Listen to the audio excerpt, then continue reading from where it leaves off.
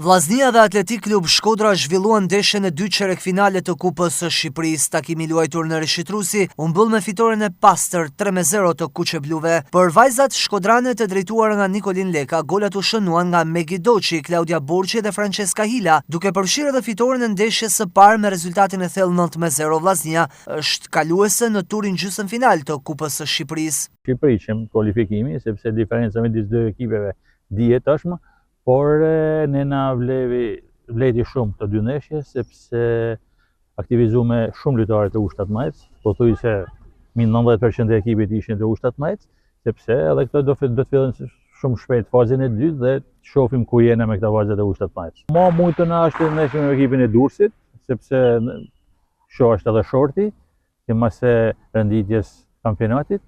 Dhe Durrësi ka fituar ndeshjen për 2-0 me Antjarën me Partizanin, dhe ma mujtë me luajt me Durrësin. Kështu që besoj që ndeshjen tjetër, javën tjetër e kemi ndeshjen në Durrës, ndeshjen e parë. Patjetër, na kena objektiva. Në fillim të kampionatit, në fillim të sezonit kena vënë objektiva për fitimin e kampionatit dhe fitimin e kupës. Kështu që na do punojmë shumë që të arrijmë të dy objektiva. Dihen niveli i vllaznisë me nivelin e Atletik Klub Shkodrës, por megjithatë ne u mundum me bë më të mirën, sidomos në ndeshjen e dytë duke tentuar i fije vajzave me i tregu që duhet si më lujt, si më pozicionu për me mujt, me marrë gola shumë dhe me tentu me dalë pak para.